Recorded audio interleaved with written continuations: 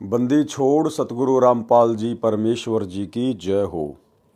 परम पिता परमात्मा सारी सृष्टि के रचनहार कुल मालिक असंख्य ब्रह्मांडों के स्वामी जगत गुरु तीनों लोकों में प्रवेश करके सबका भरण पोषण करने वाले राजाधिराज आत्माधार नाथों के नाथ देवों के देव महादेव सर्वेश्वर महेश्वर मृत्युंजय अजरो अमर आदि अनादि सनातनी प्रभु जगत पिता जगदीश्वर श्री श्री 1008 की उपाधि के वास्तविक अधिकारी अकाल मूरत शब्द स्वरूपी राम वासुदेव सर्वगतम ब्रह्म परम पूज्य प्रथम पूज्य परम संत परम पुरुष परम धनी परम दयालु सत्य कबीर हक्का कबीर अल्लाहु कबीर अल्लाहु अकबर बाखबर अल्लाह ताला जगत के तारणहार जगत के मुक्तिदाता जगत के जगन्नाथ हारे के सहारे हिंदुओं के राम मुसलमानों के अल्लाह सिखों के वाहिगुरु ईसाइयों के मसीह दया के सागर दयानिधि करुणा के सागर करुणानिधि स्वयंभू परिभू संकट मोचन कष्ट हरण मंगल करण दुख भंजन अविगत कबीर निर्विकार निर्विषम परमात्मा अलय अलेख सतगुरु आदि अनादि सतगुरु असली मर्यादा पुरुषोत्तम असली राम असली कृष्ण असली घनश्याम असली मुरारी राजाओं के राजा महाराजाओं के महाराजा शहंशाहों के शहंशाह सम्राटों के सम्राट भगवानों के भगवान अल्लाहों के अल्लाह प्रभुओं के प्रभु मसीहाओं के मसीह सच्चे वाहिगुरु बाबाओं के बाबा पीरों के पीर सेठों के सेठ जगत सेठ सावड़सा सेठ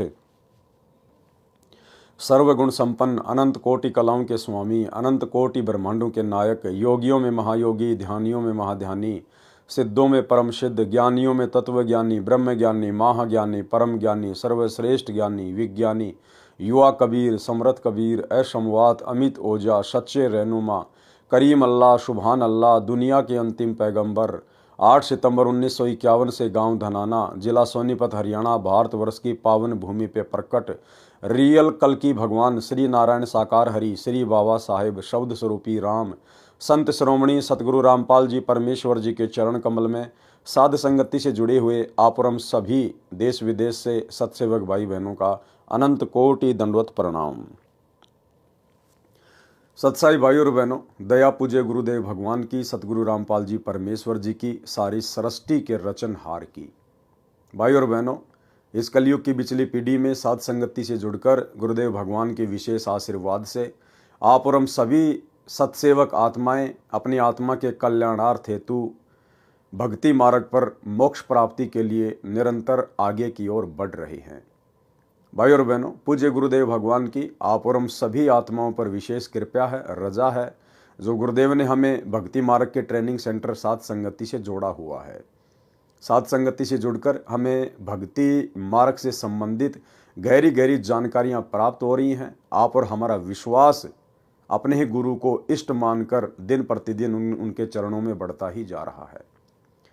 तो भाई और बहनों, पूज्य गुरुदेव जी के कर कमल से लिखित पवित्र पुस्तक मुक्ति बोध के ऊपर वीडियो बनाने की श्रृंखला जारी है। इसी श्रृंखला में आज हमारा ये 22वें नंबर का वीडियो है। प्रत्येक वीडियो में सतगुरुदेव भगवान के आशीर्वाद से हमें भक्ति मार्ग से संबंधित बहुत कुछ बातें सीखने और समझने को मिलती हैं। तो चलिए आज के वीडियो में हम आगे बढ़ते हैं। पवित्र ग्रंथ मुक्ति बोध पेज नंबर 239 दुर्वासा तथा अम्बरीश की कथा का सारांश। यानी हमने पिछले एपिसोड में वीडियो नंबर 21 में दुर्वासा ऋषि और राजा अम्बरीश के विषय में जो कथा सुनी, अब उस कथा का सारांश क्या है। संत गरीबदास जी ने वाणी में बताया है कि गरीब डेरे डांडे खुश रहो खुसरे लहन मोक्ष ध्रुव प्रहलाद उधर गए फिर डेरे में क्या दोष। अर्थात जो साधक घर त्याग कर कर्म सन्यासी होकर साधना करते हैं। कर्म सन्यासी क्या होता है?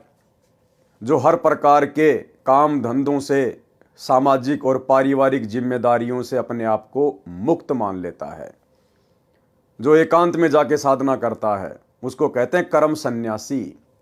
एक होता है कर्म योगी, यानी अपना जो कार्य है, जो जिम्मेदारियां हैं, जो कर्म है, उनको करते करते घर में रह के भक्ति करना, उसको कहते हैं कर्म योगी।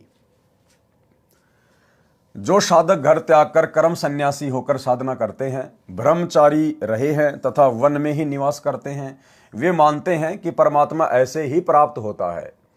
सामान्य व्यक्ति की धारणा भी यही होती है कि परमात्मा की प्राप्ति तो उन्हीं को होती है जो घर त्याग कर मोह माया को छोड़कर जंगल में चला जाता है।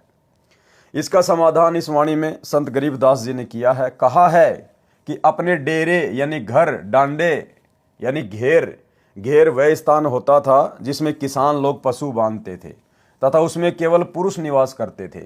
घर में केवल स्त्रियां निवास करती थी। मेल फीमेल का भिन्न स्थान बनाया जाता था। जो कुंवारे पुरुष होते थे यानी जो बैचलर होते थे वे अपने घेर में ही रहा करते थे।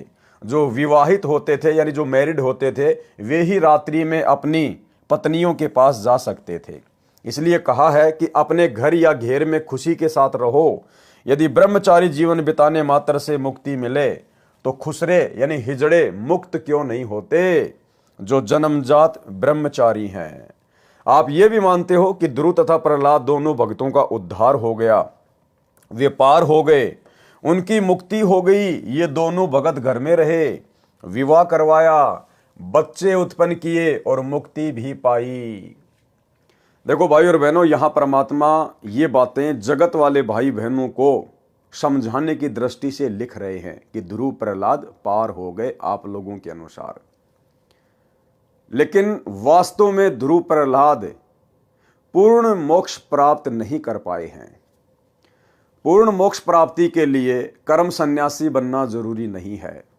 कर्म योगी बनकर ध्रुव और प्रहलाद की तरह भक्ति की जा सकती है, परंतु पूर्ण मोक्ष प्राप्ति के लिए अंत में हमने विकारों से मुक्त होना ही पड़ेगा, विषय वासनाओं से मुक्त होना ही पड़ेगा।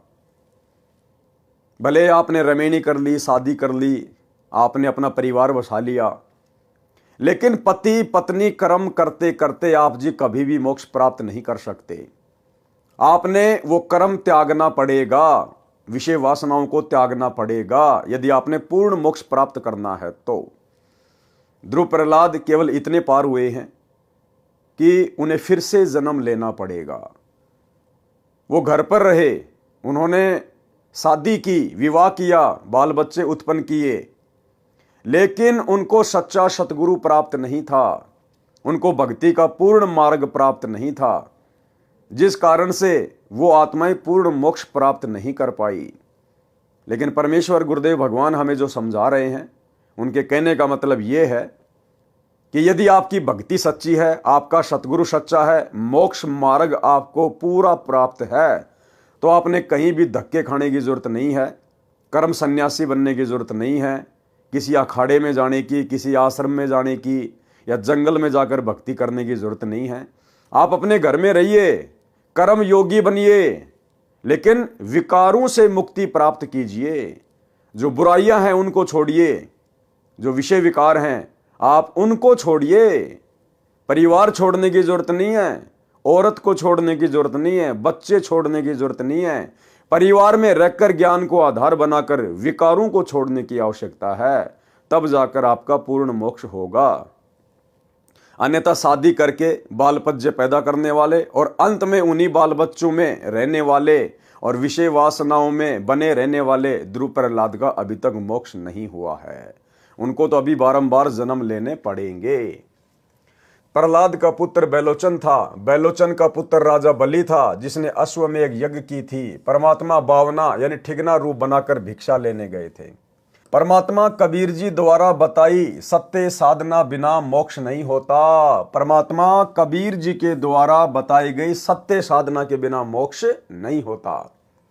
ब्रह्मा विष्णु शिव तथा काल ब्रह्म व अक्षर पुरुष को इष्ट मानकर साधना करने से जीव का जन्म मरण समाप्त नहीं होता, इसलिए उसे परम शांति नहीं मिलती, न सनातन परम धाम यानी शाश्वत स्थानम प्राप्त होता है, जिसके विषय में गीता अध्याय 18 श्लोक 61-62 में कहा है कि गीता ज्ञानदाता काल ब्रह्म ने अपने से अन्य परमेश्वर की महिमा बताई है। उसी परमेश्वर की शरण में जाने से परम शांति होती है। किस परमेश्वर की शरण में जाने से? उस तत्वदर्शी संत की शरण में जाने से, उस कबीर भगवान की शरण में जाने से परम शांति होती है। तो भाई अगर आप कबीर भगवान मानते हैं उस डाढ़ी मूंछ वाली कबीर जी की समझे जाने वाली नकली फोटो को, तो भाई उसके भरोसे तो आपको कभी भी परम शांति नहीं हो सकती। क्योंकि आप कभी भी उनकी शरण में नहीं जा सकते। यदि आप उसी दाढ़ी मूछ वाले रूप को ही कबीर जी मान रहे हैं तो, क्योंकि वो वर्तमान में ना प्रकट है ना प्रकट हो सकता है। उस रूप में तो परमेश्वर जी ने 650 साल पहले लीला की थी।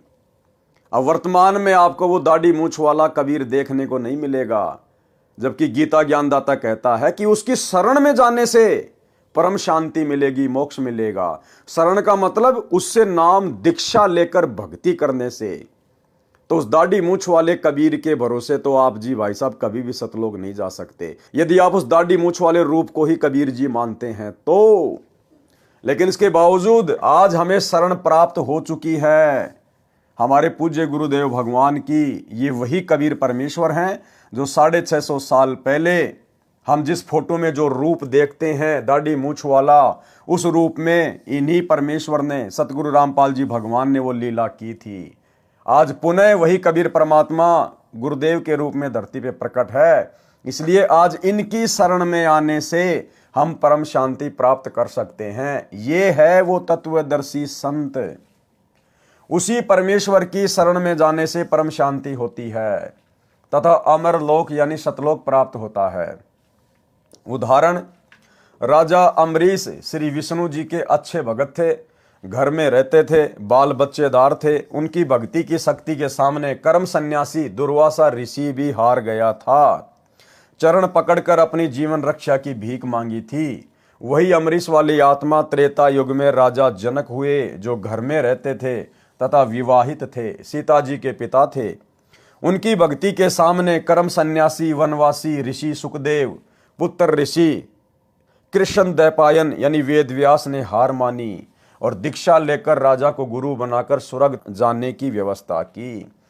यानी जो कर्म योगी थे और जिनको शत भक्ति प्राप्त थी, उनके सामने अपने आप को जो कर्म सन्यासी समझते थे, घर छोड़कर ब्रह्मचारी रहकर तपस्या करते थे, साधना करते थे, उन कर्म सन्यासियों ने कर्म योगियों के सामने घुटने टेके, उनको अपना गुरु धारण किया। तो मात्र घर छोड़ने से भक्ति सफल नहीं होती, मात्र ब्रह्मचार्य का पालन करने से परमात्मा प्राप्ति नहीं होती। हमने कर्म योगी बनकर भक्ति करनी है। और भक्ति यदि हमारे पास में सत्य है, गुरु यदि हमें पूर्ण प्राप्त है, तो भाई फिर आप चाहे कर्म योगी रहो चाहे कर्म सन्यासी रहो, वो भक्ति करने से हमारा बेड़ा पार होगा। कलयुग में वही राजा अम्बरीश व राजा जनक वाली आत्मा स्वर्ग में अपने पुण्यों को खर्च कर भारत देश में, वर्तमान में पाकिस्तान में, श्री कालूराम मेहता खत्री के घर जन्मा, श्री नानक नाम रखा। उस जीवन में भी श्री विष्णु जी की भक्ति करते थे।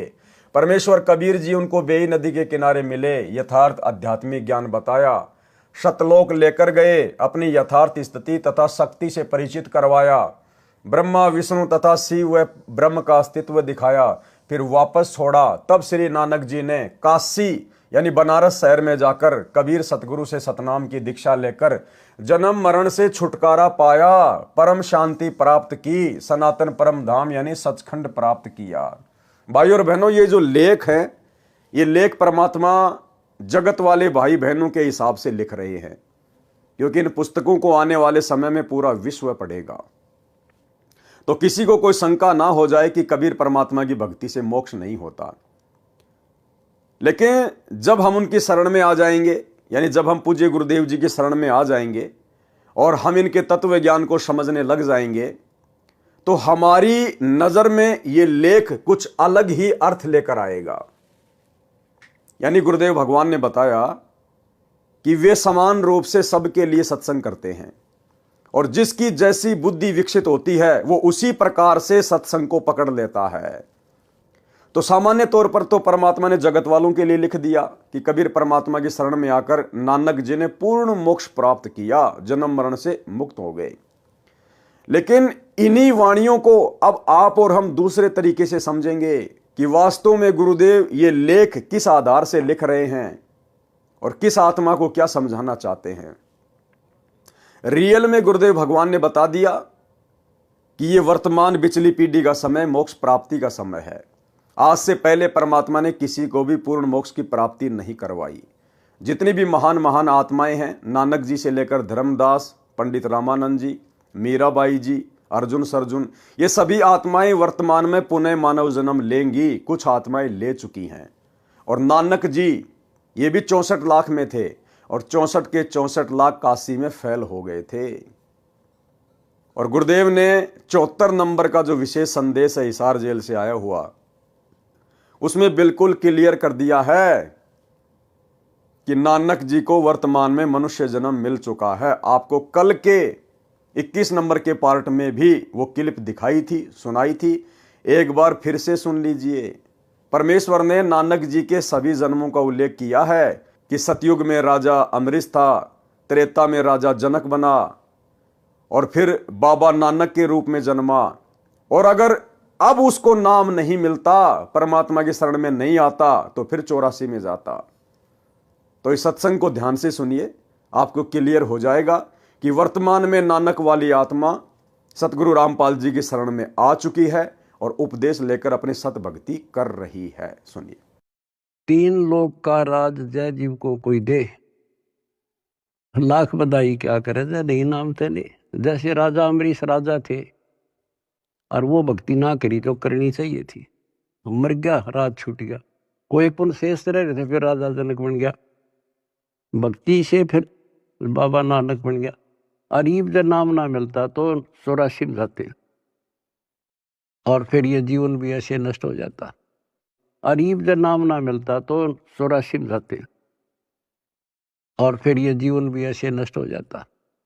अरीब जब नाम ना मिलता तो 84 में जाते और फिर ये जीवन भी ऐसे नष्ट हो जाता। तो भाइयों और बहनों, समझदार को तो संकेत ही काफी होता है। परमात्मा के सत्संगों में पहली कक्षा से लेकर पीएचडी तक का ज्ञान होता है। जिस आत्मा की जैसे जैसे बुद्धि विकसित होती चली जाएगी, उन सत्संगों का उसी हिसाब से अर्थ निकालती चली जाएगी। तब श्री नानक जी ने काशी शहर में जाकर कबीर सतगुरु से सतनाम की दीक्षा लेकर जन्म मरण से छुटकारा पाया, परम शांति प्राप्त की, सनातन परम धाम यानी सचखंड प्राप्त किया। काल ने ऋषि दुर्वासा को प्रेरित किया था ताकि अमरीश सत्य साधना त्याग दे और इसका इसी जन्म में पतन हो जाए। देखो, दुर्वासा ऋषि राजा अमरीश के वहां घर पर क्यों गया, महल में क्यों गया और क्यों उसने वहां जाकर बकवाद करी कि तूने मेरे बिना भोजन कैसे कर लिया, मैं तेरे को श्राप देता हूं। काल प्रेरणा से, काल ने दुर्वासा ऋषि में प्रेरणा करके और सत्य साधना करने वाले राजा अमरीश को विचलित करने के लिए, डराने के लिए, वो सत्य साधना छुड़वाने के लिए भेजा था दुर्वासा को। और भाइयों और बहनों, हमने भी शांत स्वभाव दर्शाते हुए, नेक नीति और आदर के साथ में जो एक भगत के गुण होते हैं, लक्षण होते हैं, क्योंकि राजा अमरीश को अपने इष्ट पर विश्वास था, उसको अपनी भक्ति पे विश्वास था। वो किसी के शराप देने से, किसी के डराने से, ज्यादा ऊंचा बोलने से भयभीत नहीं हुए, क्योंकि उन्हें अपने ईश में सबसे ज्यादा समर्थता नजर आती थी। और परमेश्वर ने उसके इस विश्वास को देखते हुए फिर उसकी रक्षा भी की।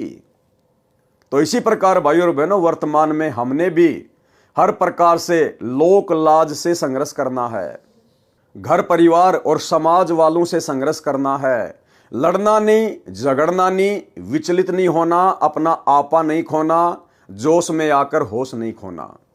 हमने अपने गुरुदेव भगवान पर विश्वास रखना है कि मेरा रक्षक मेरा गुरु है और मेरे गुरु से बड़ा समर्थ, निर्विकार, निर्भय सृष्टि में और दूसरा कोई नहीं है, जो कि परम सत्य है। तो फिर हमारा कोई बिगाड़ क्या लेगा? दुनिया चाहे कितना ही क्यों ना भोके, अगर हम इस भक्ति रूपी हाथी पे बैठे हैं, हमें विश्वास है, तो फिर कुत्ते चाहे कितना ही भौंके, समाज चाहे कितना ही भौंके, रिश्तेदार कितना ही भौंके, अनुपदेशी आपको कितना ही भयभीत करें, वे हमारा कुछ भी नहीं बिगाड़ पाएंगे। काल ने ऋषि दुर्वासा को प्रेरित किया था ताकि अमरीश सत्य साधना त्याग दे और इसका इसी जन्म में पतन हो जाए, यानी बेड़ा गर्क हो जाए। परमात्मा कबीर जी ने राजा अमरीश की सत्य साधना की रक्षा की। काल नहीं चाहता कि जीव सत्य साधना करे। पारक के अंक की वाणी नंबर 185 से 192। गरीब बंजारे के बैल जो फिर देश परदेश, जिनके संग न साथ हूँ जगत दिखावे भेष। यानी जो पाखंडी हैं, सत्य साधना करते नहीं है, देश विदेश में मांगते फिरते हैं, मान बढ़ाई के भूखे हैं, परमात्मा कहते मैं उनके साथ में नहीं हूँ। गरीब आजिज मेरे आसरे, मैं आजिज के पास। आजिज यानी जो मेरा प्यारा भगत है वो तो मेरे आसरे रहेगा। क्या कहते हैं गुरुदेव? जो मेरा प्यारा भगत है वो तो मेरे आसरे रहेगा, और मैं आजिज के पास, और मैं उस प्यारी आत्मा के सदा साथ में, सदा पास में रहता हूं। गैल गैल लाग्या फिरूं जब लग धरणी आकाश। गरीब नारद से साधु सती, अति ज्ञाता परवीन, एक पलक में बह गए मन में बाकी मलिन। गरीब दुर्वासा अमरीश कह गए ज्ञान गुणडार, चरण कंवल शिक्षा लई तुम ईश्वर प्राण उधार। गरीब बख्शो प्राण दया करो, पीठ लगाओ हाथ, उर मेरे में ठंडी होए शीतल कीजिए गात। गरीब अमरीश मैं कहता हाँ बिहन से बदन खुलाश, तुम ऋषि मेरे प्राण हो मैं हूं तुम्हारा दास। यानी दुर्वासा ऋषि ने इतनी बदसलूकी की राजा अमरीश के साथ में, उसके बावजूद भी राजा अमरीश ऋषि दुर्वासा से नाराज नहीं हुए और कहा कि मैं तो आपका दास हूं, जैसा आपने किया वैसा परिणाम आपको मिल गया। गरीब चक्र सुदर्शन शीस धरी, दीजो भक्ति की आन, मैं चेरा चरणा रहूं बख्शो मेरे प्राण। और वर्तमान में क्या हो रहा है भाइयों और बहनों?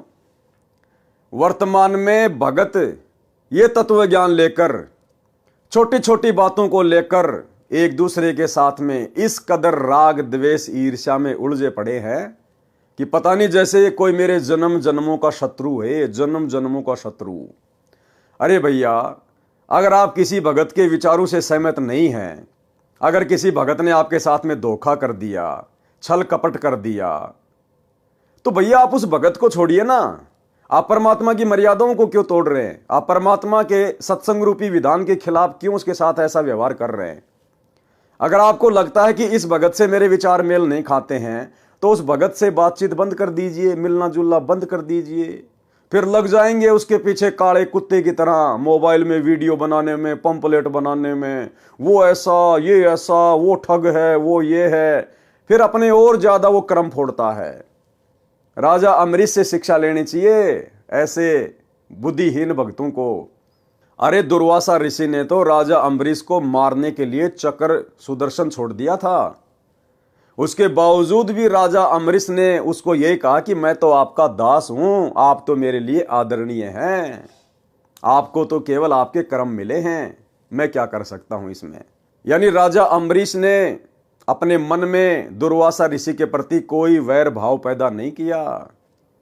तो भाइयों और बहनों, आज हमें तो तत्व ज्ञान मिल गया है, और ये तत्व ज्ञान मिलने के बाद भी ज्यादातर भगत छोटी छोटी बातों को लेकर आपस में राग द्वेष ईर्ष्या में फंसे हुए हैं। भाई कैसे परमात्मा प्राप्त करेंगे?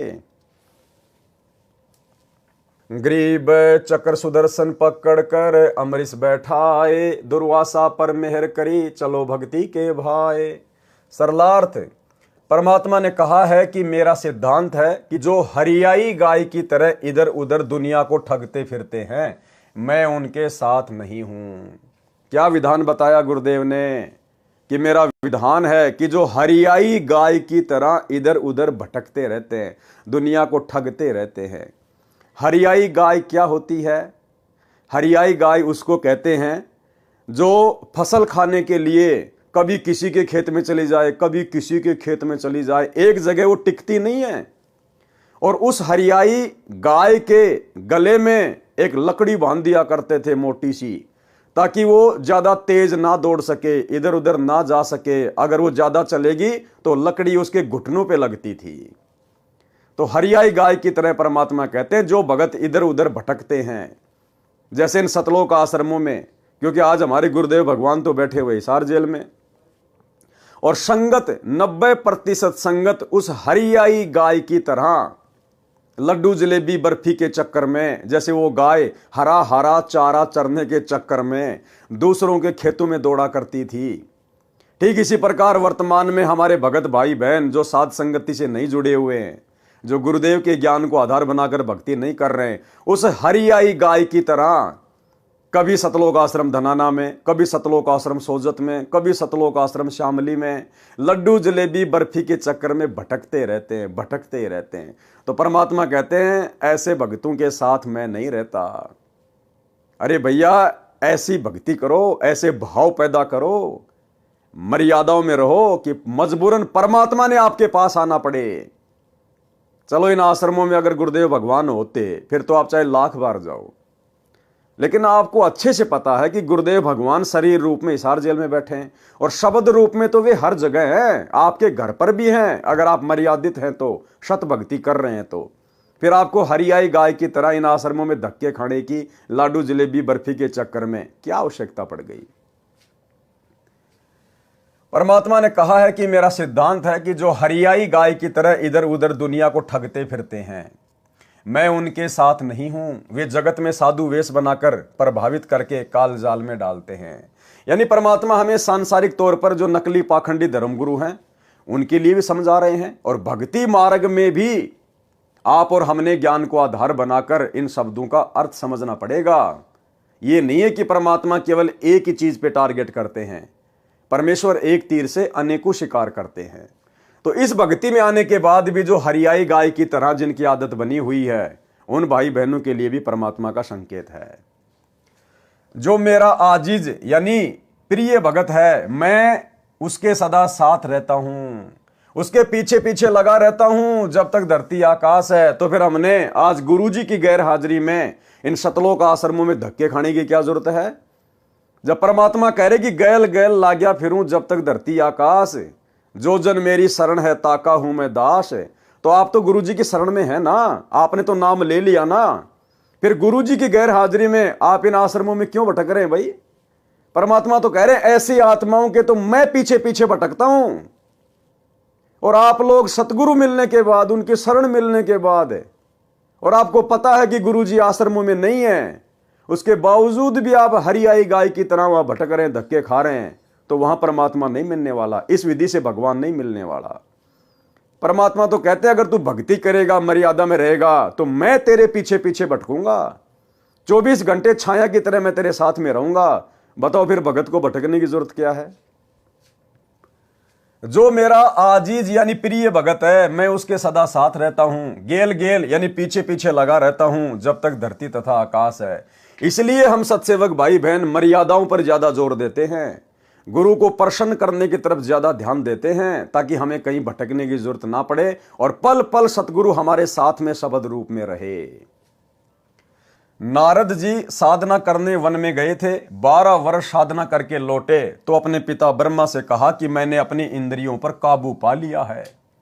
ब्रह्मा जी ने कहा कि अच्छी बात है, परंतु अपनी उपलब्धि को बताना नहीं चाहिए। बिल्कुल भाई और बहनों, सही कहा ब्रह्मा जी ने, लेकिन वर्तमान में आप और हमें तत्व ज्ञान प्राप्त है, लाभ हानि का अच्छे से गुरुदेव ने हमें समझा दिया है।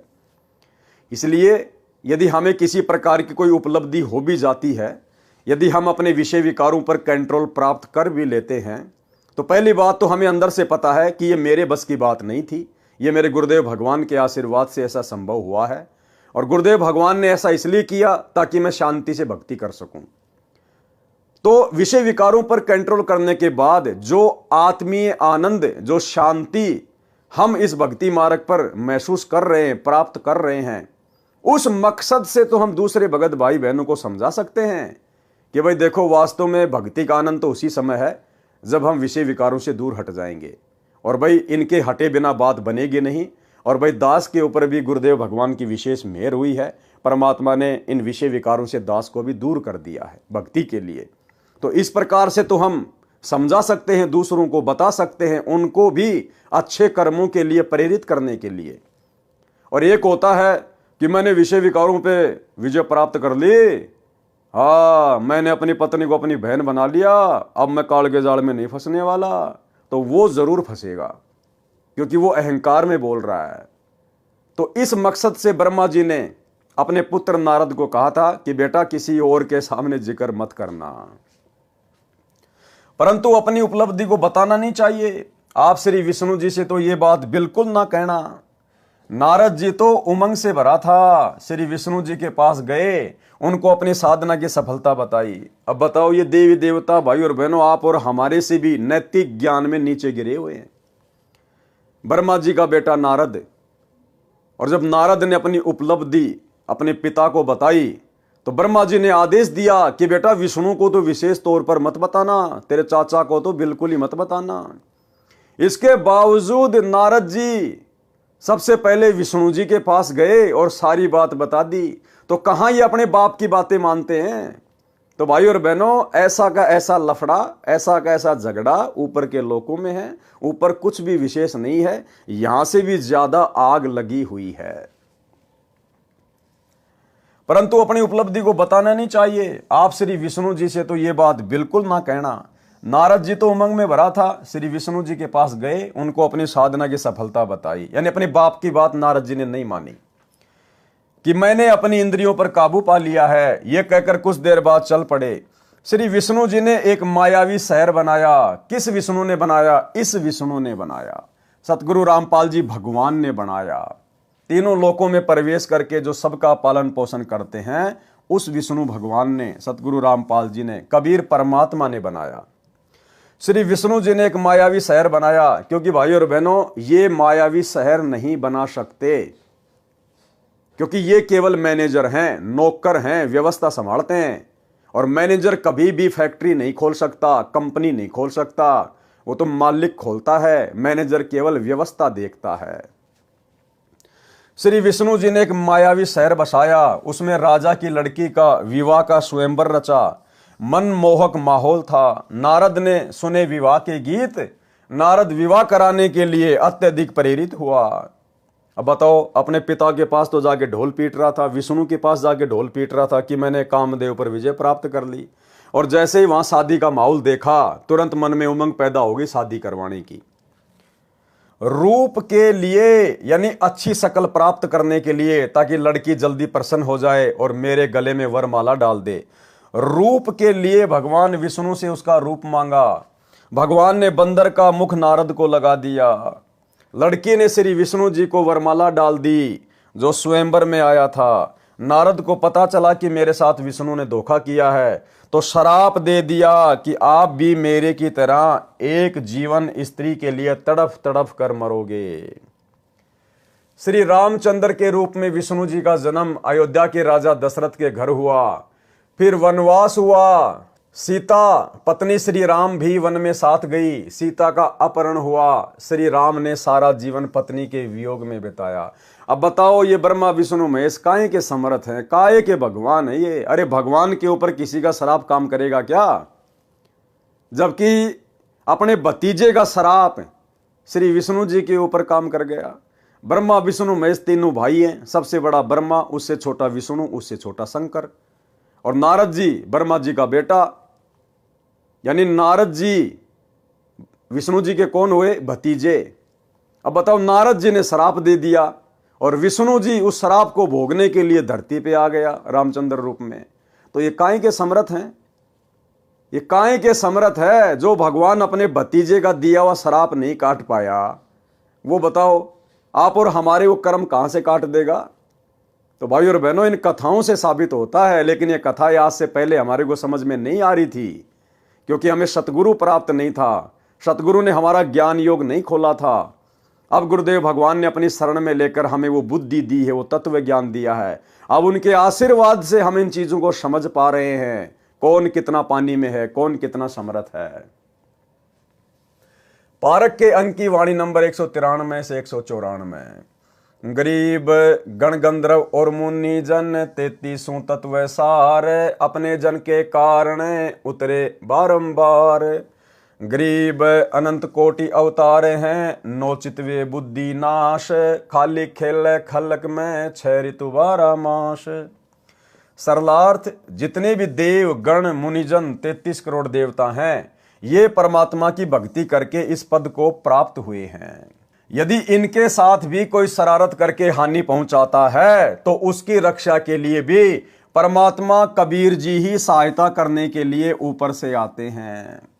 इन 33 करोड़ देवी देवताओं के ऊपर, ब्रह्मा विष्णु महेश के ऊपर जिन्होंने कभी कलयुग की बिचली पीढ़ी में सतगुरु रामपाल जी भगवान की सत्य भक्ति की थी लेकिन पार नहीं हो पाए, जो देव पद को प्राप्त हो गए, जब इनके ऊपर कोई विशेष आपत्ति आती है, इन्हें कोई परेशान करता है, तो उस समय भी यही कबीर परमात्मा सतगुरु रामपाल जी भगवान भिन्न भिन्न रूप धारण करके इन देवी देवताओं की सहायता करते हैं।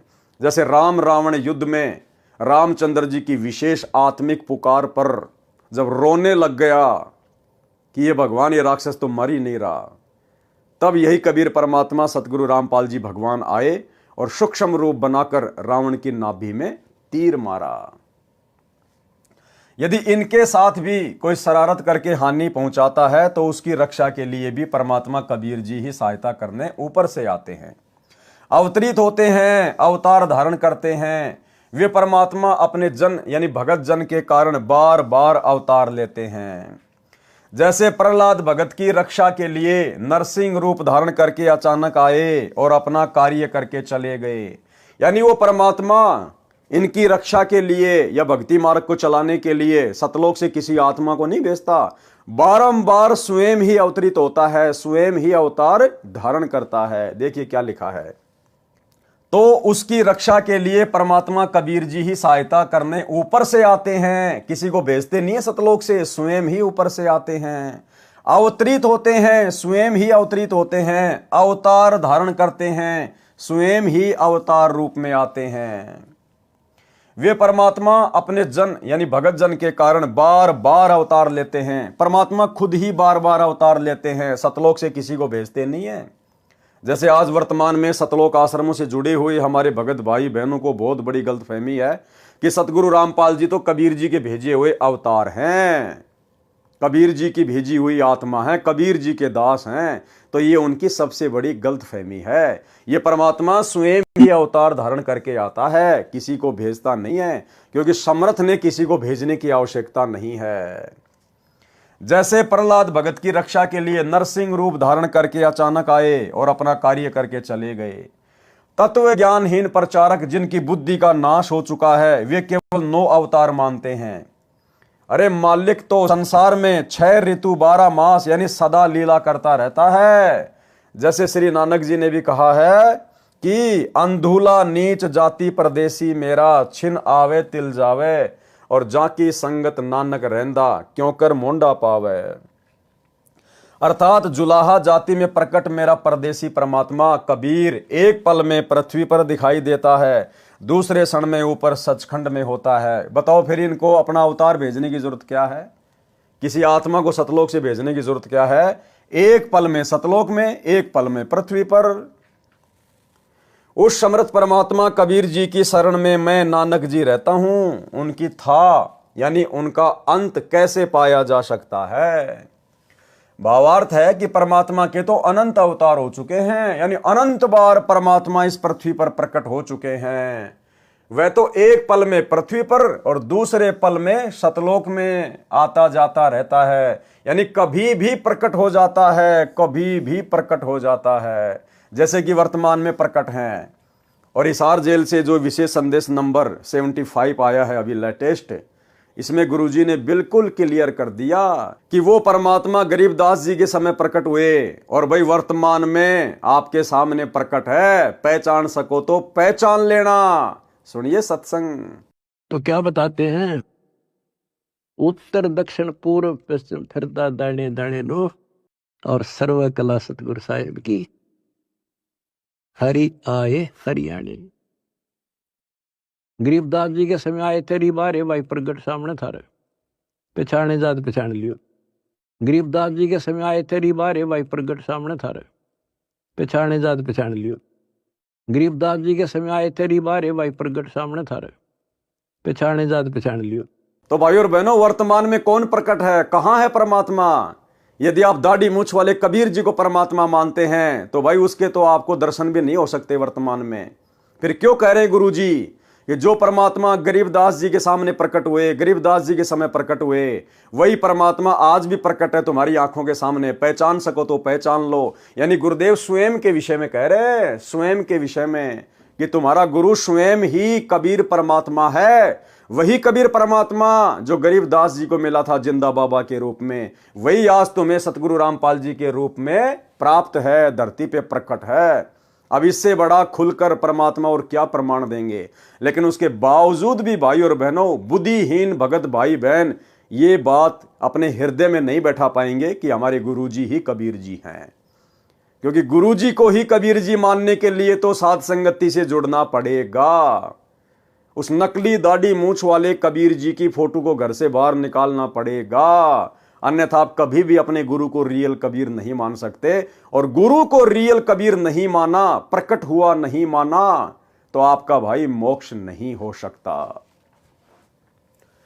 पारक के अंक की वाणी नंबर 195 199। गरीब पीछे पीछे हरि फिरे, आगे संत सुजान, संत करे कोई सांच है, चारों युग परवान। गरीब साईं सरी के साधु हैं, इन समतुल नहीं और, संत करे सो होत हैं, साहिब अपनी ठोर। गरीब संतों कारण सब रचा, सकल जमी आसमान, चंद सुर पानी पवन, यज्ञ तीरथ और दान। गरीब जो बच्चा गऊ की नजर में, यो साईं को संत, हरिजन के पीछे फिरे, भगत वत्सल भगवंत।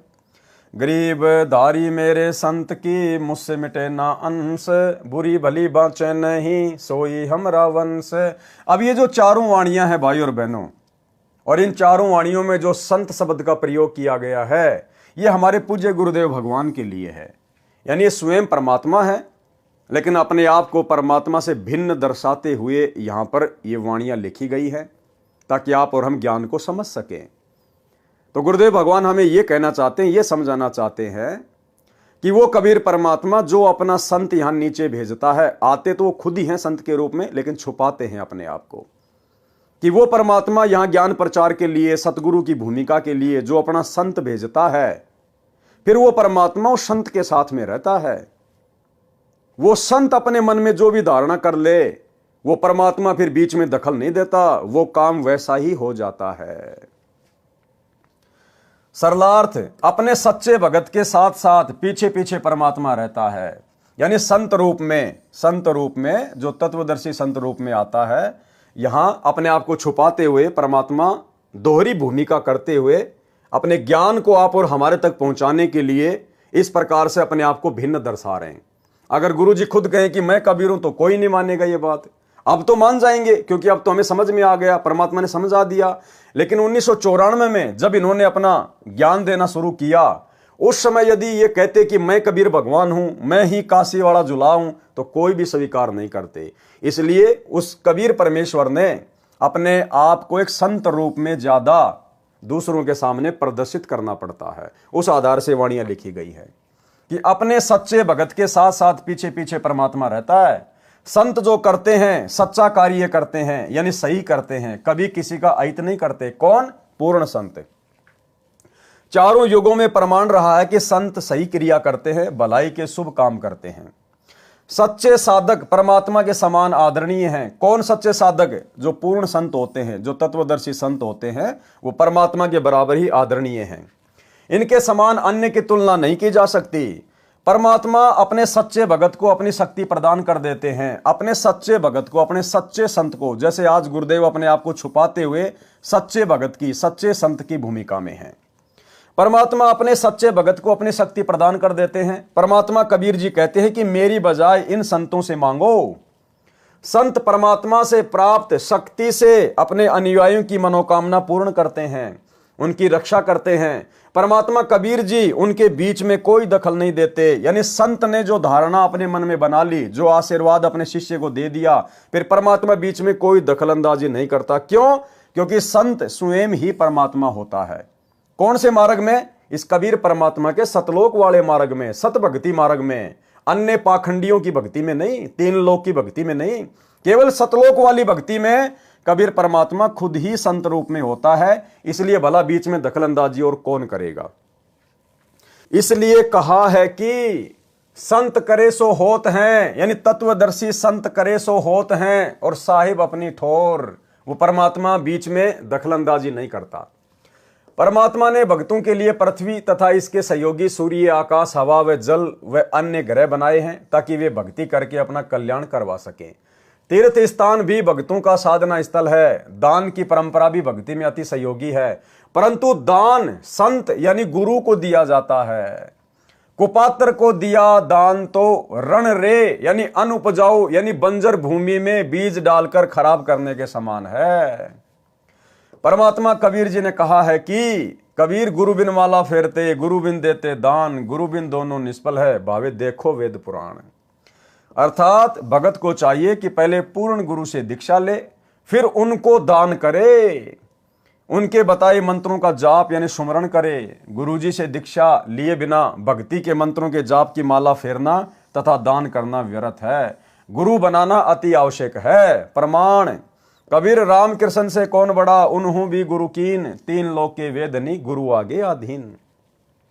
आम सांसारिक लोग श्री ब्रह्मा विष्णु महेश से और उनके जो अवतार हैं, श्री राम रूप में आए, श्री कृष्ण रूप में आए, तो आम जो सांसारिक लोग हैं जो तत्व ज्ञान से अपरिचित हैं, वे श्री राम और श्री कृष्ण से तो बड़ा किसी को परमात्मा नहीं मानते, भगवान नहीं मानते। तो हमें गुरुदेव समझाना चाहते हैं कि तुम्हारे उन भगवानों ने भी गुरु धारण किया, गुरु से उपदेश लेकर भक्ति की, तब वापस अपने लोक में जा पाए सूक्ष्म शरीर में। फिर तुम वर्तमान में भाई बिना गुरु के कौन से खेत की मूली हो जो 84 लाख योनियों से और नरक से छूट जाओगे। कबीर राम कृष्ण से कौन बड़ा, उन्हों भी गुरु कीन, तीन लोक के वेदनी गुरु के आगे अधीन। अर्थात पृथ्वी के मानव, स्त्री और पुरुष श्री राम तथा श्री कृष्ण से बड़ा देवता किसी को नहीं मानते। उन दोनों ने गुरु जी से दीक्षा ली, तीन लोक के मालिक होते हुए भी उन्होंने गुरु बनाए। श्री कृष्ण जी ने ऋषि दुर्वासा जी को अध्यात्म गुरु बनाया।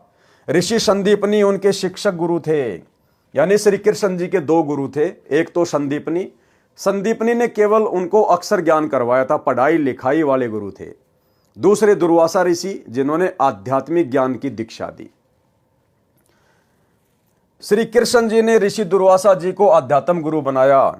ऋषि संदीपनी उनके शिक्षक गुरु थे। श्री रामचंद्र जी ने ऋषि वशिष्ठ जी को गुरु बनाया। वे दोनों त्रिलोकनाथ होते हुए भी अपने अपने गुरु के आगे आधीन भाव से पेश होते थे। फिर आम लोगों की क्या औकात है जो गंगा जी में डुबकी लगाने से, कुंभ में डुबकी लगाने से, किसी तीर्थों पर जाने से, मंदिर मस्जिद में जाने से और वे पाप मुक्त हो जाएंगे या वे उस स्तर की साधना का लाभ उठा पाएंगे? बिल्कुल नहीं। परमात्मा अपने भगत पर निरंतर दृष्टि रखते हैं कि कहीं कोई देव, भूत, पितर, प्रेत, गण, गंधर्व, राक्षस, यक्ष, यमदूत मेरे भगत को हानि ना कर दें।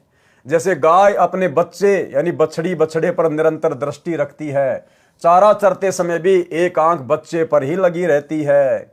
यदि कोई अन्य पशु उसके बच्चे के निकट आता है तो वह यदि खुली होती है तो दौड़कर उस गैर पशु को टक्कर मारने दौड़ती है। जबकि हमारे गुरुदेव भगवान तो अबंध हैं, अबंध। हम रोज नित्य नियम में पढ़ते हैं, गरीब ऐसा सतगुरु हम मिल्या, बेपरवाह अबंध, परम हंस पूर्ण पुरुष, रोम रोम रविचंद। यदि रस्से से बंधी होती है तो भी अपनी प्रतिक्रिया दिखाती है, जहां तक उसका रस्सा जाने देता है वहां तक उस अन्य पशु को टक्कर मारने दौड़ती है। परमात्मा भगत वत्सल है, भक्तों के रक्षक व प्रिय हैं। वे भक्तों के पीछे पीछे फिरते रहते हैं। परमात्मा भक्तों के पीछे पीछे फिरते रहते हैं। भाई जब खुद भगवान हमारे पीछे पीछे फिरते रहते हैं तो भला फिर हमने वर्तमान में परमात्मा की गैर हाजिरी में, गुरुदेव की गैर हाजिरी में उन आश्रमों में जाके धक्के खाने की जरूरत क्या है? भाई यदि हम भगत हैं, सही भक्ति कर रहे हैं, मर्यादा में हैं, तो ऐसे भगत के जब परमात्मा खुद ही पीछे पीछे फिरता रहता है तो हमने वर्तमान में गुरुजी की गैर हाजिरी में इन सतलोक आश्रमों में धक्के खाने के लिए क्यों जाना? या वो जाएंगे जिनको अभी तक ये ज्ञान समझ में नहीं आ पाया है। क्योंकि परमात्मा कहते हैं गोता मारूं सुरग में जा बैठूं पाताल, और गरीब दास ढूंढता फिरूं अपने हीरे मोतीलाल। बताओ, जो परमात्मा खुद ही भगत के पीछे पीछे रहता है, साए की तरह साथ में रहता है, शब्द रूप में पल पल साथ में रहता है, तो फिर भगत ने कहीं धक्के खाने की क्या जरूरत है? धक्के वो खाएगा जो कस्तूरी वाले हिरण की तरह अभी तक कस्तूरी को पहचान नहीं पाया। मेरे संत यानी सतगुरु पद पर जो संत होता है उसकी धारणा यानी जो वो अपने सेवक अनुयायियों को आशीर्वाद देकर लाभ देना चाहता है, उसकी वह धारणा मेरे से टाली नहीं जा सकती, यानी मैं उसमें दखल नहीं दे सकता। क्यों? क्योंकि संत इस कबीर परमात्मा के मार्ग में जो पूर्ण संत होता है, जो तत्वदर्शी संत होता है, वो स्वयं कबीर भगवान ही होता है, इसलिए दखल और देगा कौन? परंतु मेरे भगत यानी संत को मर्यादा का ध्यान रखना अनिवार्य है, लेकिन अपने भेजे गए संत के लिए भी मर्यादा अनिवार्य है।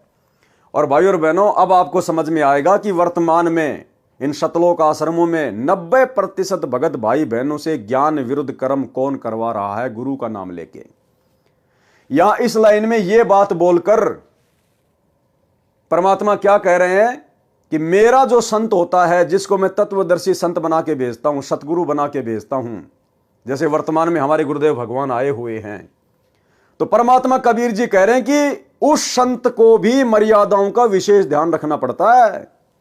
यानी उस संत को मर्यादा बना के कौन देता है? परमात्मा। आपने कई सत्संगों में सुना होगा गुरुदेव के मुख कमल से कि बच्चों ये हमारे भगवान के नियम हैं। तो नियम भक्ति के सतगुरु रामपाल जी को किसने दिए? कबीर भगवान ने, क्योंकि समझाने की दृष्टि से परमात्मा ने लिखा है, उसी दृष्टि से दास आपको समझा रहा है। तो भक्ति के नियम सतगुरु रामपाल जी को दिए किसने? कबीर भगवान ने। फिर क्या कह रहा है वो परमात्मा? परंतु मेरे भगत यानी संत को मर्यादा का ध्यान रखना अनिवार्य है। किसको? उस तत्वदर्शी संत को, जिसको गुरु पद पे भेजा जाता है। तो भाई फिर वो तत्वदर्शी संत कैसे मर्यादा तुड़वाएगा? भक्ति मार्ग में राजनीति नहीं करनी, ये राजनीति बंदी छोड़ को बिल्कुल भी पसंद नहीं है। ये किसका नियम है? कबीर भगवान का। एक बार गुरुदेव के मुख कमल से सुन लो कि राजनीति करने वालों से बंदी छोड़ कितना नाराज होता है। सुनिए। तो ये कच्चा काम नहीं करते बंदी छोड़, तो इन्होंने 250 वर्ष इंतजार करनी पड़ी कि कोई इस बात को समझ के और नीयत से, इसमें छल कपट नहीं चलता, इसमें पॉलिटिक्स राजनीति को बंदी छोड़ पसंद कतई नहीं करता। यह हमने आजमा के देख राखी।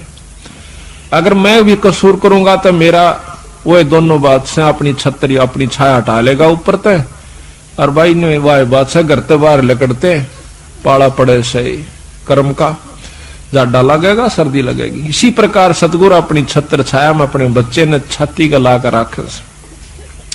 जिस प्रकार छोटे से बच्चे ने माता पिता और दादा गुदड़े में लको कर रखा करे अकेले इसके सर्दी ना लग जा, तो न्यू हमारे को बंदी छोड़ जब उसकी शरण में आ जाते हैं इस प्रकार रखे से। पर हमारी कुमत जो से या थोड़ी को ना चौथे युग में आ गया, इकट्ठी होती होती आ रही से। महाराज के युगन युगन की वासना हुई इकट्ठी आन, निर्मल क्यों कर होगा, कोई संत लग्या नहीं कान। तो बात यही हमारा कहने का तात्पर्य है कि जो 40 साल से वहां पर पापड़ बेल रहे थे, उनकी करनी में अंतर था, उनकी कथनी कुछ और करनी कुछ रही। यहां पर कथनी थोड़ी हो, करनी अधिक हो, जो परमात्मा बंदी छोड़ प्रसन्न होते हैं। इन सारा बेरा हम सोच क्या रहे हैं और करांगे क्या, हम इस तक के छुपा सकते हैं। जीता दास गीसा पंथ के अंदर गीसा संत का एक परम शिष्य हुआ है। वो कहते हैं अपने गुरु को परमात्मा स्वरूप समझ कर चले, तो वह कहते हैं कि मेरे पर्दे के महरमी पिया जी, अपने गुरु को कहते हैं, और आपसे कहां लको लो जिया जी, पर्दे तक के आप मेरे जानने वाले हो, ई बाप तो मैं के छुपा सकता हूं मालिक। तो इस प्रकार हमारा भाव बना रहे कि हम ईश्वर से कुछ नहीं छुपा सकते, वो सारी जानते हैं। तो सतगुरु रामपाल जी को ये राजनीति ना करने का, राजनेताओं के तलवे ना चाटने का, फालतू में राजनेताओं का समर्थन ना करने का, ये आदेश किसने दिया? ये नियम किसने बना के दिया? कबीर भगवान ने। उसके बाद गुरुजी ने हमारे को दिया। तो नियम किसका हुआ? भगवान का। और भगवान क्या कह रहा है? परंतु मेरे भगत यानी संत को मर्यादा का ध्यान रखना अनिवार्य है। अब यदि हिसार जेल से सतगुरु रामपाल जी ने ही 2019 में कांग्रेस के तलवे चाटने का, और 2024 में नरेंद्र मोदी के यानी बीजेपी के तलवे चाटने का आदेश हिसार जेल से दिया है सतलोक आश्रम मैनेजमेंट हरियाणा को, तो फिर सतगुरु रामपाल जी ने तो कबीर जी की मर्यादा तोड़ दी, और कबीर जी की मर्यादा तोड़ दी तो कबीर जी का जो कनेक्शन है संत रामपाल जी से हट गया, कट गया। फिर संत रामपाल जी भक्तों को कैसे लाभ दे देंगे? तो भाई और बहनों, हम तो कभी सौपन में भी नहीं सोच सकते ये बात है कि हमारे गुरुदेव भगवान इस प्रकार के घटिया आदेश अपने बच्चों को देंगे। तो ये आदेश कौन दे रहा है? गंदी राजनीति का, स्टेडियम बनवाने का। क्योंकि कबीर भगवान का क्या नियम है कि भक्तों ने तो वीडियो गेम भी नहीं खेलना, भक्तों ने ताश भी नहीं खेलना। फिर सतगुरु रामपाल जी अपने कबीर भगवान के द्वारा दिए गए नियमों को संगत से कैसे तोड़वाएंगे? स्टेडियम बनवा के, आश्रम में हॉस्पिटल खुलवा के, गुंडों की सीबीआई जांच करवा के, जाट आरक्षण में भक्तों को बैठा के, जगत वालों की धर्मशाला में करोड़ों रुपया भक्तों का बर्बाद करवा के। तो अब आप लोगों को समझ में आ जाना चाहिए कि भक्ति नियम क्या है, और गुरुजी के नाम की आड़ में भोली भाली संगत से ये कर्म फुड़वाने वाला काम बीच में कौन कर रहा है? काल प्रेरणा से गुरुजी का परिवार, गुरुजी के बेटा बेटी, भाई बंधु रिश्तेदार, आपके कोऑर्डिनेटर। क्योंकि ये गुरुदेव भगवान के कर कमल से लिखे गए लेख हैं। क्या कह रहे हैं गुरुदेव? यानी वो कबीर परमात्मा फिर क्या कह रहा है? परंतु मेरे भगत यानी संत को मर्यादा का ध्यान रखना अनिवार्य है। किसके लिए कह रहे हैं? अपने द्वारा भेजे गए संत के लिए, कि उसको भी मर्यादाओं का ध्यान रखना अनिवार्य है।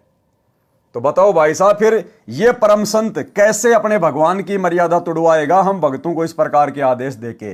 तो आदेश कौन दे रहा है वर्तमान में इनके नाम की आड़ में?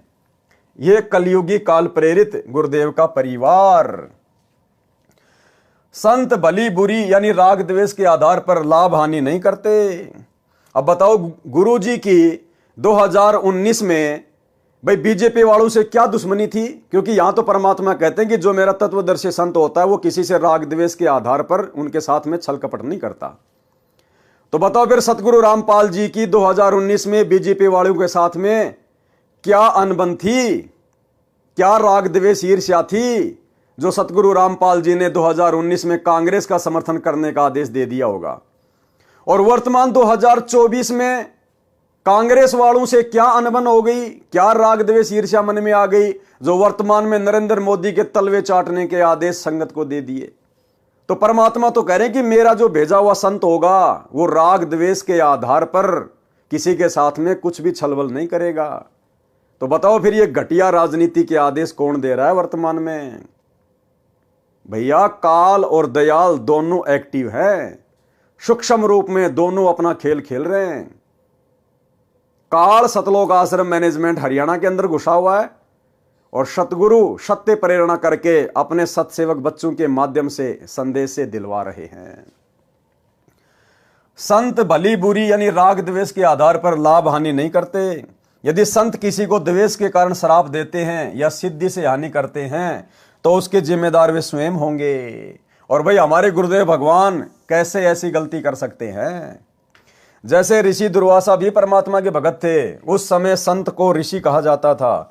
ऋषि दुर्वासा ने द्वेषवश राजा अम्बरीश भगत के ऊपर सिद्धि से सुदर्शन चक्र छोड़ा। राजा अम्बरीश निर्दोष थे। सुदर्शन चक्र ने भगत अम्बरीश के चरण छुए तथा उल्टा फिरकर दुर्वासा को मारने के लिए चला। दुर्वासा भय मानकर सिद्धि से उड़कर भागा, इंद्र के लोक में गया, शिवजी व ब्रह्मा जी के लोकों में गया, परंतु किसी ने शरण नहीं दी। भगत अम्बरीश विष्णु जी का उपासक था, जिस कारण शर्म के मारे दुर्वासा ऋषि श्री विष्णु जी के पास जाना नहीं चाहता था। उस समय श्री विष्णु जी शेष सैया यानी शेष नाग के ऊपर लगे बिस्तर पर अपनी पत्नी लक्ष्मी जी के साथ विश्राम कर रहे थे। परमात्मा कबीर जी ने, कौन परमात्मा कबीर जी? सतगुरु रामपाल जी भगवान ने, परमात्मा कबीर जी ने श्री विष्णु जी का रूप धारण किया और 88,000 ऋषियों तथा 33 करोड़ देवताओं की सभा बुलाई।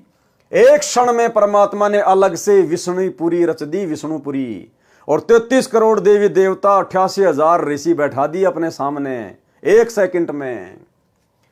परमात्मा कबीर जी ने श्री विष्णु जी का रूप धारण किया और 88,000 ऋषियों तथा 33 करोड़ देवताओं की सभा बुलाई। स्वर्ग में यह कार्य सिद्धि शक्ति से, मानसिक प्रेरणा से होता है। जैसे वर्तमान में मोबाइल फोन से सेकंडों में सूचित किया जाता है, वीडियो कॉन्फ्रेंस से भी सब वार्ता की जाती है। देवताओं की टेक्निक पृथ्वी लोक से लाख गुना अधिक कारगर है। दास साहब सभी भाई बहनों को पहले से ही बोलता आ रहा है वीडियो में कि देवताओं की जो विज्ञान है इस पृथ्वी लोक की विज्ञान से लाखों गुना उत्तम है। और इन देवताओं की विज्ञान से सतलोक की विज्ञान अनंत करोड़ गुना उत्तम है। तो सोचिए सतलोक में क्या टेक्निक होगी। सबके सामने परमात्मा ने ऋषि दुर्वासा को धमकाया कि भक्ति की मर्यादा में रहो, अमरीश भगत से क्षमा मांगो, वे ही आपकी जान बचा सकते हैं। दुर्वासा मरता क्या न करता, भगत अमरीश के दरबार में गए, चरण पकड़कर जीवन की रक्षा मांगी, तब जान बची। संत गरीबदास जी ने बताया है कि कबीर परमात्मा के भगत परमात्मा का कबीर कुल है। अब देखो भाई और बहनों, इस लाइन का बताओ आप क्या अर्थ निकालोगे, इस लाइन का आप क्या अर्थ निकालोगे? अगर कोई अर्थ निकलता है तो आप मुझे बताओ क्या है। संत गरीबदास जी ने बताया है कि, अब यहां से शुरू कर दो आप, यहां से लेकर यहां तक क्या कह रहे हैं गुरुदेव? कबीर परमात्मा के भगत परमात्मा का कबीर कुल है। अब बताओ आप इसको कितनी बार भी पढ़ लो, क्या समझोगे आप? अब इसका निष्कर्ष क्या दिया परमात्मा ने लास्ट में? पहले तो परमात्मा ने पूरी बात संत को और अपने आप को अलग अलग दर्शाते हुए पूरी कर दी, और लास्ट में परमात्मा ने वहीं लाके छोड़ दिया कि कबीर परमात्मा का भेजा हुआ जो संत होता है, यानी होता तो खुद कबीर परमात्मा या संत रूप में, लास्ट में क्लियर कर दिया कि वो भगत भी खुद परमात्मा ही होता है। कबीर परमात्मा के भगत तो कौन हुए? कबीर परमात्मा के भगत जो संत रूप में यहां जो भेजा जाता है, मान लीजिए सतगुरु रामपाल जी हैं जो अपने आप को कहते हैं कि मुझे कबीर जी ने भेजा है, तो कबीर परमात्मा के भगत फिर क्या है? वो भगत परमात्मा का, यानी कबीर परमात्मा के भगत परमात्मा का कबीर कुल है, यानी वो खुद ही परमात्मा होता है। वो कबीर परमात्मा खुद ही संत रूप में धरती पे प्रकट होता है। परमात्मा कबीर जी ने कहा है कि मेरा वंश कबीर कुल कभी किसी को स्वार्थ व ईर्ष्यावश कष्ट नहीं देता। पारक के अंक की वाणी नंबर 200 से 202। गरीब संख जीव परलोक रे, संखों उत्पत्ति ख्याल, ऐसे सुमरथ संत हैं एक खिसे नहीं बाल। गरीब गर्ज इंद्र अनंत दल, बो विधि बरस्या होए, संख जीव परलोक रे, संखों उत्पत्ति जोए। गरीब इच्छा कर मारे नहीं, बिन इच्छा मर जाए, निकामी निज संत हैं जहां नहीं पाप लगाए। सरलार्थ इंद्र की पदवी दो विधि से मिलती है, एक तो तप करने से, दूसरी धर्म यज्ञ करने से। ये तप तथा धर्म यज्ञ संत स्वभाव के जीव करते हैं। जैसे इंद्र संत है, वह पृथ्वी के ऊपर वर्षा करते हैं, उसमें शंखों जीव बह जाते हैं, मर जाते हैं और शंखों की उत्पत्ति होती है। इसमें इंद्र का दोष नहीं है, परंतु विधान अनुसार बिना संत उपदेशी को पाप तथा पुण्य दोनों मिलते हैं। इंद्र पाप का भागी भी बनता है और पुण्य का भागी भी बनता है। क्यों? क्योंकि उसको पूर्ण संत से उपदेश प्राप्त नहीं है, जिस कारण से इंद्र मृत्यु के उपरांत गधा बनता है।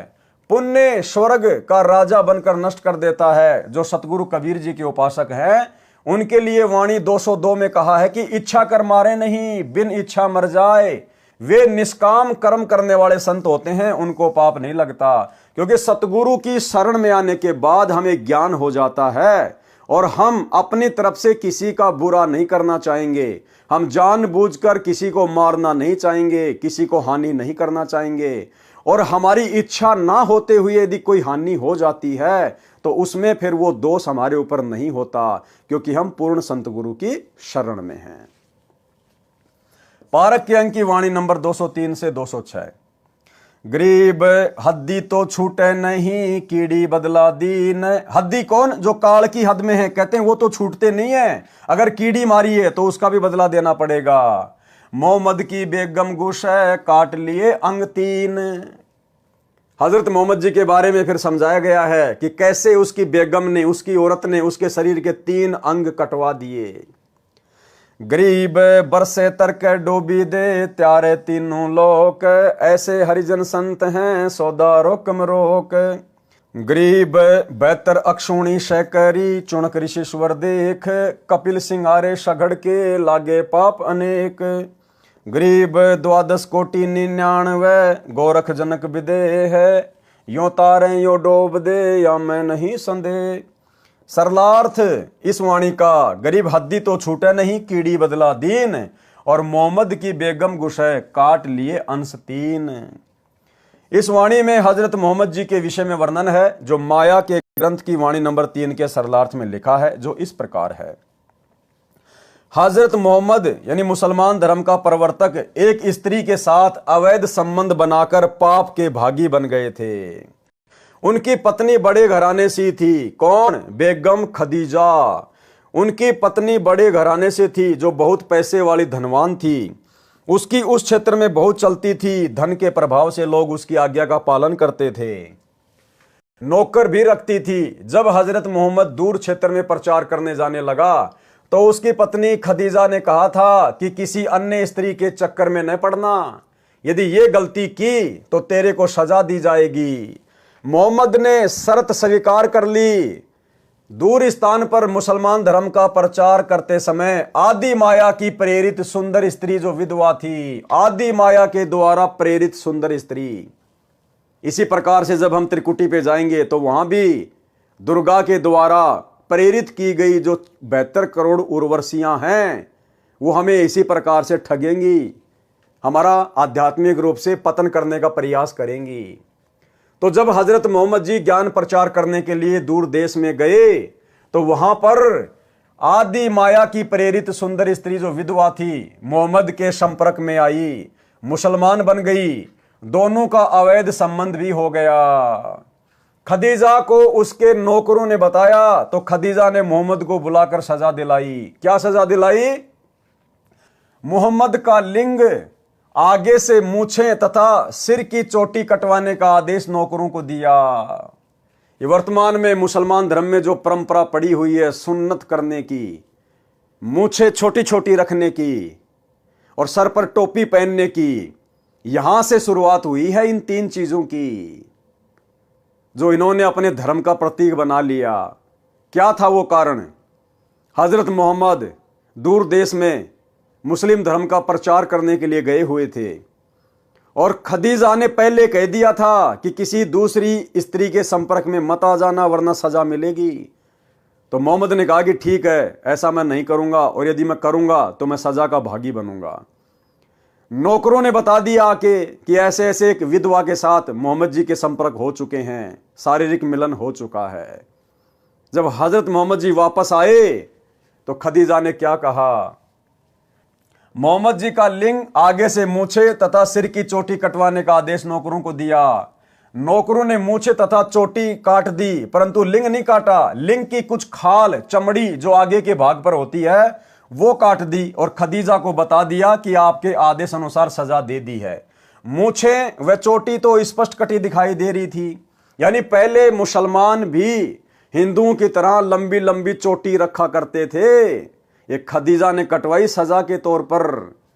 उस कटी हुई चोटी को छुपाने के लिए हजरत मोहम्मद ने फिर टोपी पहननी शुरू कर दी और वर्तमान में फिर आगे चलकर पूरे मुसलमान समाज ने अपना ली।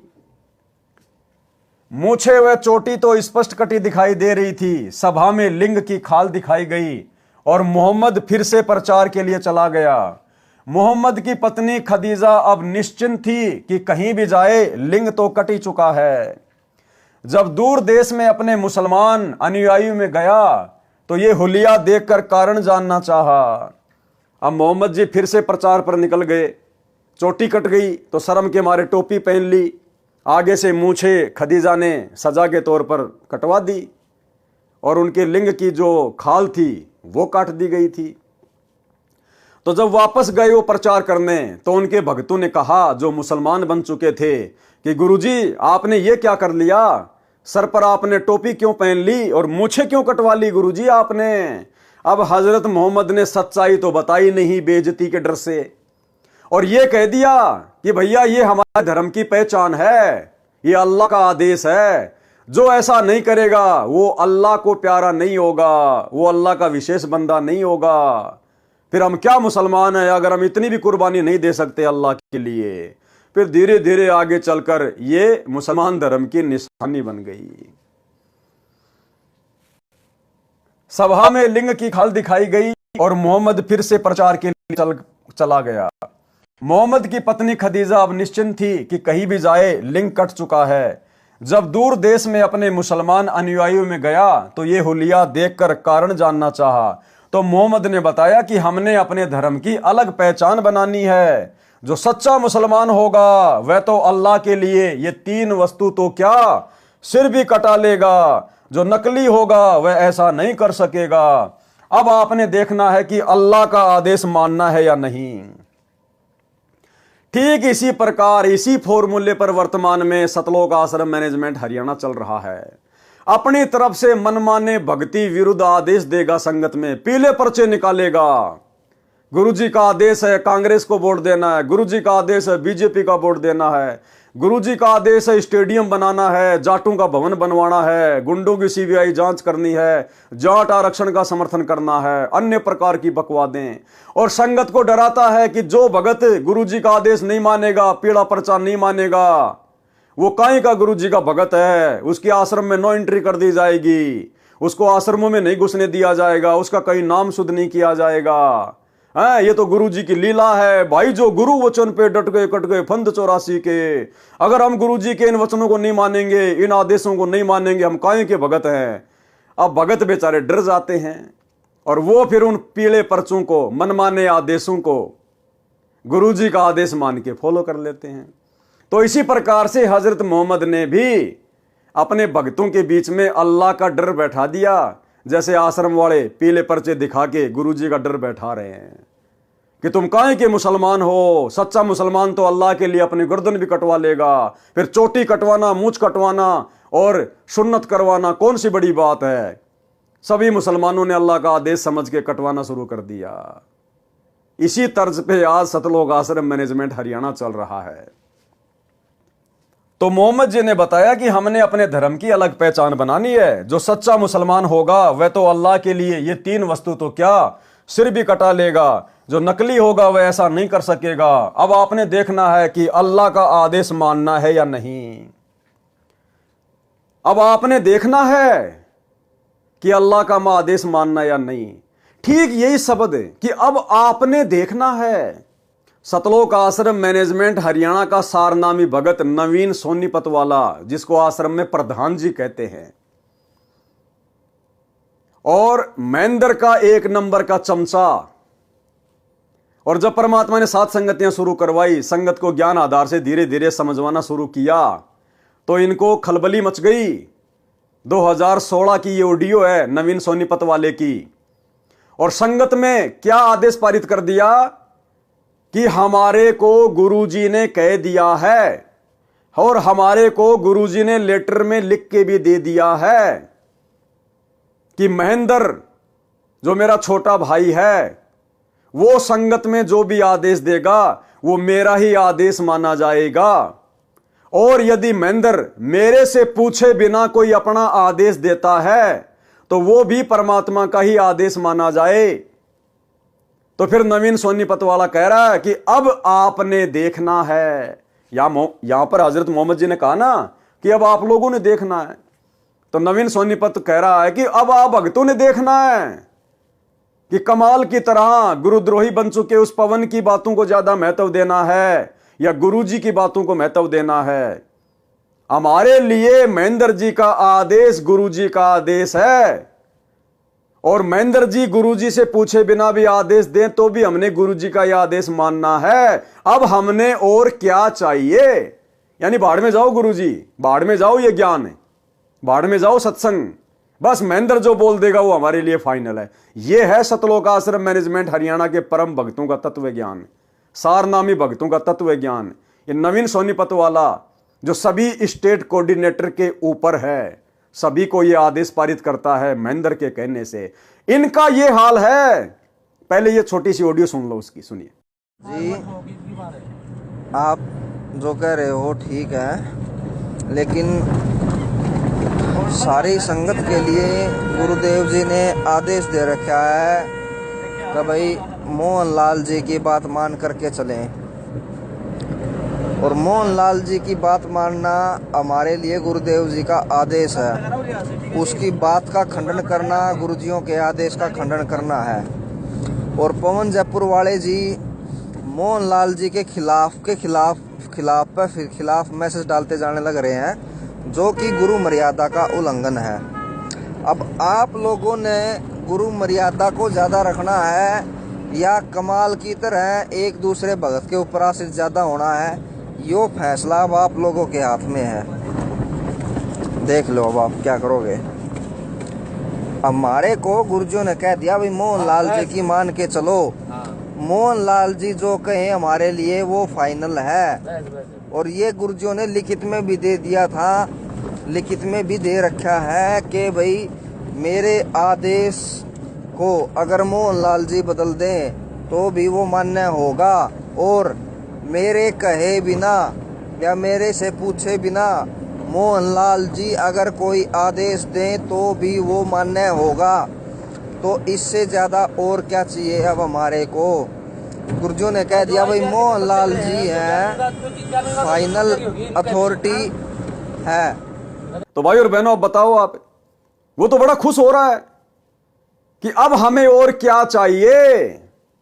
भाई महेंद्र हमारा गुरु बन गया, गुरुजी से पूछे बिना भी आदेश दे सकता है, बस अब हमें और क्या चाहिए। तो यह है भाई और बहनों मनमाना आचरण है। अब महेंद्र तो कल को संगत को लैट्रिन खाने का आदेश देगा, देखते हैं देखे कितने खाएंगे, देखते हैं कितने खाएंगे। ये ज्ञान आधार की भक्ति है, देखा देखी की भक्ति नहीं है। बाढ़ में जाए महेंद्र, हमने अपने गुरुजी को देख के चलना है। हम महेंद्र के सत्संग सुन के नहीं जुड़े, हमारा मोक्ष महेंद्र नहीं करेगा जो हम उस महेंद्र के आदेश मानने के लिए बाध्य हैं। हम अपने गुरुदेव के आदेश मानने के लिए बाध्य हैं, किसी और के नहीं। तो क्या कहा हजरत मोहम्मद ने, वह तो अल्लाह के लिए ये तीन वस्तु तो क्या सिर कटा लेगा, जो नकली होगा वह ऐसा नहीं कर सकेगा। अब आपने देखना है कि अल्लाह का आदेश मानना है या नहीं। तो नवीन सोनीपत वाला भी यह कह रहा कि अब आप भगतों ने देखना है कि उस पवन दास की बात माननी है या महेंद्र जी वाले आदेश मानने हैं। अब बेचारे भगत तो श्रद्धालु होते हैं, श्रद्धालु कुर्बान होते हैं। सब आदमियों ने आगे से मूछें, सिर की चोटी कटवा ली तथा लिंग के आगे से खाल भी कटवा दी, जिससे सुन्नत कहते हैं। फिर तो ये धर्म चिन्ह ही बन गया, छोटी आयु के लड़कों की सुन्नत की परंपरा पड़ गई। अब परमात्मा कहते हैं चलो भाई तुमने सुन्नत करके लड़के को तो मुसलमान बना दिया, लड़की को कैसे मुसलमान बनाओगे। अब मुसलमान धर्म में जो औरतें हैं वो तो मुसलमान है ही नहीं, क्योंकि लड़के की तो आपने सुन्नत कर दी पैदा होते ही, लड़की की कहां से सुन्नत करोगे। ना लड़की के मूछें होती हैं। अब बताओ, ना मुसलमान धर्म में लड़कियां टोपी पहनती हैं, तो मुसलमान धर्म में औरतें तो मुसलमान है ही नहीं फिर। तो ये भी इन सब की भ्रमणा है, ये मनमाना आचरण है। जो हद्दी यानी काल की हद तक की साधना करते हैं उनको तो सब पाप पुण्य भोगने पड़ते हैं। कीड़ी मार देते हैं तो उनका भी बदला देना पड़ता है। जैसे बारिश में असंख्यों जीव डूब दिए, नष्ट कर दिए, बारिश से असंख्यों उत्पन्न हो गए, असंख्यों को भोजन मिला, यो तारे यानी कल्याण कर देते हैं। ऐसे परमात्मा भक्तजन संत हैं। सौदा रोकम रोक यानी नगदा नगदी है, अर्थात जैसा कर्म करते हैं वैसा फल हाथों हाथ मिलता है। ऋषि चुनक ने मानधाता चक्रवर्ती राजा की बेहतर अक्षौणी सेना को सिद्धि शक्ति से निर्मित 4 पुतलियों यानी परमाणु बम जैसी घातक शक्ति से नष्ट कर दिया था, तथा कपिल मुनि ने राजा सगड़ के 60,000 पुत्रों को सिद्धि से अग्नि बाणों से मार डाला। उनको अनेकों पाप लगे। राजा जनक विदेही 12 करोड़ जीव आत्माओं को नरक से छुड़वाकर स्वर्ग ले गए। राजा जनक के पुण्य कम हुए, पुनर्जन्म श्री नानक जी के रूप में हुआ। गोरखनाथ जी ने 99 करोड़ राजाओं को ज्ञान सुनाकर राज छुड़वाकर भक्ति पर लगाया। गोरखनाथ ने 99 करोड़ राजाओं के राज छुड़वाकर, जैसे गोपीचंद भर्तरी का, ऐसे 99 करोड़ राजाओं के सती लेकर वर्तमान तक 99 करोड़ राजाओं के राज छुड़वाए। क्योंकि सिद्धियां होती हैं युग में अपना चोला धारण कर लेते हैं। तो 99 करोड़ तो राजाओं को राज छुड़वाकर भक्ति पे लगाया, बाकी आम प्राणी और कितने होंगे। लेकिन देखो भाई और बहनों, ना मोक्ष उस गोरखनाथ का, ना उन राजाओं का। तो आप और हमारा कितना बड़ा सौभाग्य है, हमारा तो तुरंत मोक्ष। गोरखनाथ ने 99 करोड़ राजाओं को ज्ञान सुनाकर राज छुड़वाकर भक्ति पर लगाया था। अब ये बहुत सारे भगत भाई बहन 100-200 ज्ञान गंगा बांट के 2-4 भक्तों को नाम दिलवाकर अपने आप को पता नहीं क्या समझ लेते हैं। ये शिक्षा लेनी चाहिए गोरखनाथ से। 99 करोड़ तो राजाओं को, आप लोग किसी एक एमएलए को तो नाम दिलवा दो आज। अरे राजा यानी प्रधानमंत्री, राजा की तो छोड़ दो आप अपने गांव के सरपंच को तो नाम दीक्षा दिलवा दो और छुड़वा दो उससे सारे कर्म। असंभव। फिर किस बात का घमंड, किस बात का अहंकार अपने ज्ञान प्रचारक होने का। गोरखनाथ ने 99 करोड़ तो राजाओं को भक्ति पे लगाया था, परंतु मुक्ति दोनों की नहीं हुई, न गोरखनाथ की न राजाओं की। परमात्मा कबीर जी के शरण में श्री नानक जी आए, तब मोक्ष हुआ, तथा गोरखनाथ को भी सतगुरु कबीर जी मिले, उनको सतनाम दिया, वह भी मुक्त नहीं हुए हैं, क्योंकि उनसे सिद्धि से हुई पर सिद्धि का आनंद छूटा नहीं। सारनाम मिला नहीं, गोरखनाथ का फिर जन्म होगा, ब्रह्मचारी रहेगा, सतयुग में 1 लाख वर्ष तक दिल्ली का राज करेगा, फिर सन्यास लेगा। तो भाई गोरखनाथ ज्यादा बड़ा या आप और हम ज्यादा बड़े? परमात्मा की शरण में आने के बाद भी, इतना सिद्धि युक्त होने के बावजूद भी गोरखनाथ का भी इस कलयुग की पिछली पीढ़ी में मोक्ष नहीं है। अभी तो वो सतयुग में जन्म लेगा, उसके बाद दिल्ली का राज करेगा 1 लाख वर्ष तक, क्योंकि सतयुग में 70-80 लाख वर्ष तक इंसान की आयु होती है। 1 लाख साल दिल्ली का राज करेगा, फिर बीच में उसको वैराग्य उत्पन्न हो जाएगा, राजपाट को छोड़ के फिर जंगल में चला जाएगा। तो गोरखनाथ बड़ा या आप और हम? इसलिए परमात्मा कहते हैं, गोरख से ज्ञानी घणे, सुखदेव जति जहान, और सीतासी बहुत भारिया, भाई संत दूर स्थान। इस सतगुरु की शरण मिलना अति दुर्लभ है, जो आज आप और हमें प्राप्त हो गई है। तो गोरखनाथ जैसे तो आप और हमारे आसपास भी नहीं हैं?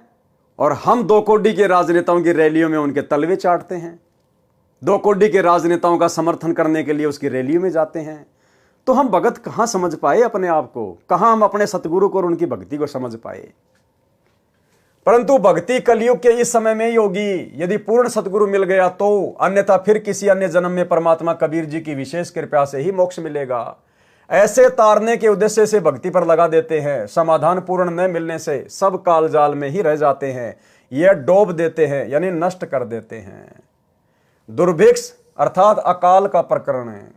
तो भाई और बहनों, आज के वीडियो में हम केवल इतना ही लेंगे, और प्रत्येक वीडियो में हमें गुरुदेव भगवान के आशीर्वाद से बहुत कुछ अध्यात्म के विषय में जानने समझने को सीखने को मिल रहा है। और हम भाई बहन अपने गुरुदेव से प्रार्थना करके कोशिश करें कि हम गुरुदेव के कर कमल से लिखित इन पुस्तकों में जो शिक्षाएं हैं, क्योंकि भाई और बहनों ये आप और हमारा फाइनल रिवीजन चल रहा है, फाइनल रिवीजन।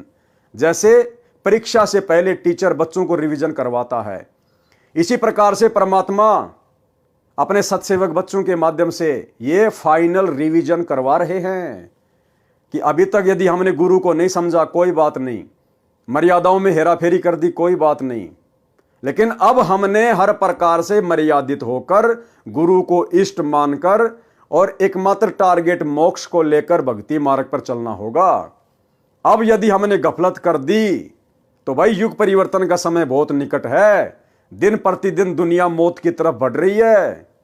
उस समय परमात्मा फिर अमर्यादित भक्तों की रक्षा नहीं करेगा। हाँ, यदि उनकी भक्ति से, उनके पुण्यों के कारण, उनकी संचित पुण्य कर्मों की बैटरी के कारण यदि उनकी रक्षा होती है तो होती है, अन्यथा सतगुरु अपनी तरफ से उस समय किसी की कोई सहायता नहीं करेगा।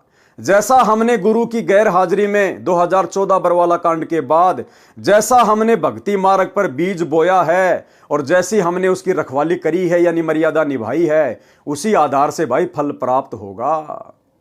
तो ये फाइनल रिवीजन चल रहा है। सत्सेवक भाई बहन किसी भी प्रकार की गफलत करने की अपने दिलो दिमाग से निकाल दें, नहीं तो परमात्मा फिर ऐसी जगह बैठा देगा असंख्य युगों तक हम इनके दर्शन भी नहीं कर पाएंगे। तो भाई और बहनों, बहुत सोचकर समझकर संभलकर हमने भक्ति मार्ग पर एक एक कदम फूक फूक के रखना है।